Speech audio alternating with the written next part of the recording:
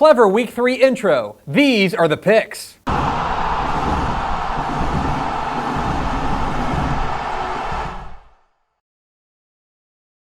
Welcome into the picks presented by Visit Arlington, your guide to the Texas high school football weekend. My name is Greg Tepper of Dave Campbell's Texas Football and TexasFootball.com. Thank you so much for tuning in, and here we are into Week 3 of the 2019 Texas high school football season, and to be honest, it's been a bit surprising so far. We've had 7 state champions take a loss so far, and some teams that we didn't necessarily see coming rising to the top. What will happen in Week 3? Well, there's only one way to find out. We start in Lampasas. 7:30 p.m. Friday night at Badger Field in Lampasas. It is a tasty small school matchup between the Lorena Leopards and the Lampasas Badgers. What are the keys to this matchup?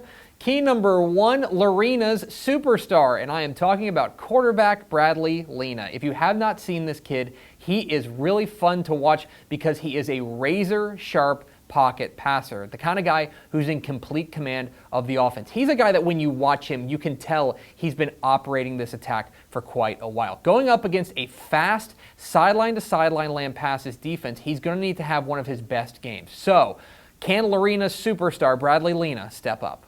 Key number 2, Lampasas' superstar, and I have, of course, talking about the terrifically named quarterback Ace Whitehead for the Badgers, and this is a guy who, compared to Bradley Lena, is a little bit more of a dynamic dual threat. He can beat you with his arm or his legs. I think there's a tendency, though, to look at Ace Whitehead and say, oh, well, he's just a runner. But I think that his passing ability is really underrated. Yes, he can beat you with his feet, but I think that he's the kind of guy that if you give him time in the pocket, he's going to pick you apart. This Lorena defense has flashed and looked pretty good at times. What does Ace Whitehead do against them? And key number 3, throwing the first punch. Both of these teams are teams that like to start fast. That seems kind of obvious, but the first quarter is very important for both of these sides because they like to play from ahead. These are teams that like to run away and hide from their opponents as far as scoring is concerned. They like to throw the first punch. They like to get out to a 14, 17-point lead and then coast from there. But obviously, in a game like this, only one team can do that. Now, Lampasas has started faster in their first 2 games, but we also don't know if they've necessarily been challenged the way that Lorena has. That's what makes this really interesting. In the first quarter, we're going to find out a lot about both of these teams. Who can land the first punch? Who am I picking?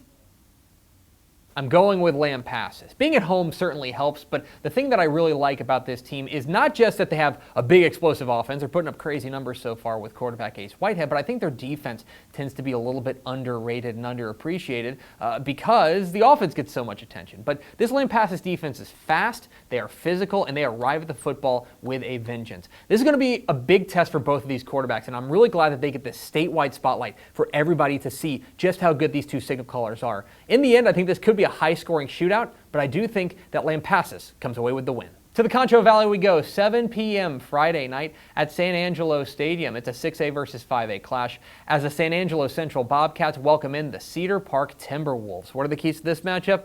Key number 1, what's the reality? We have 2 data points for both of these teams. They've played 2 games and split them 1-1. They both lost in Week 1, and they both won in Week 2. For Cedar Park, they opened with Austin Vandegrift, and the offense more or less no-showed. They just could not get anything going offensively, but last week, in their win over Round Rock Cedar Ridge, they picked it up, and the offense seemed to have a little bit of a spark with their quarterback, Ryder Hernandez. On the other side, for San Angelo Central, their defense in their opener was plain and simple not up to their standard. It was not good enough to win that game. In their second game against Del Rio, settled down, and things looked a lot better. So we have 2 very different data points for both of these teams. What is the reality? Exactly who are these teams? Key number 2, Brown versus Black Rain. I'm talking about San Angelo Central quarterback Malachi Brown taking on the Cedar Park defense, known as the Black Rain defense, led by Ben Bell, their outstanding defensive end. This is what Cedar Park hangs their hat on. They are a defense-first team. Their coach, Carl Absek, is a defense-first guy. Is a team that says, we're going to do our defensive thing. The offense will figure that out later, and their defense has been good enough to be one of the best in the state year in and year out. Well, they're going up against a really exciting quarterback in Malachi Brown for San Angelo Central, a guy who was thrust into action last year and I think is better for it, a guy who I think is starting to show a little bit of that seasoning, getting that varsity experience last season. But this is really an interesting matchup because strength on strength. The Cedar Park defense against this talented signal caller there for the Bobcats. Which one wins out? And key number 3, 3 hours and 15 minutes. That is how long Cedar Park is going to be on the bus driving from Cedar Park High School to San Angelo Stadium. I'm guessing this is based on Google Maps, so blame them if there's traffic. But I just think that is something we talk about a lot with San Angelo Central, right? They're kind of out there in the middle of nowhere, but that is a bit of an advantage whenever teams have to come to them. And I was trying to look up the last time Cedar Park made a trip like that, and I think you got to go back to the 2014 state championship game against Ennis at AT&T Stadium. That's about a 3-hour drive itself. Other than that, they've stayed within 2 hours or so of the Austin area. This is going to be a different experience for the Timberwolves. How do they handle going on the road? Who am I picking? I'm going with Cedar Park. Plain and simple, I think defense travels, and I think that Cedar Park's defense has looked really good in both of their games, while the San Angelo Central offense has, looked pretty good, but the defense I have some questions about. I think Cedar Park is able to move the ball in this and get enough stops to pull out a win. Now, Malachi Brown is probably going to be the most talented offensive weapon in this game, a guy who is capable of taking this game over. I think this game could be close and down to the wire, but in the end, I think the Timberwolves go on the road and come home with a win. To DFW we go, 7:30 p.m. Friday night at Highlander Stadium in Dallas. It is a big-time 5A Division I clash between the defending state champs Highland Park Scots and the Frisco Lone Star Rangers, and we are going to find out a lot about what the 5A Division I landscape looks like after this matchup.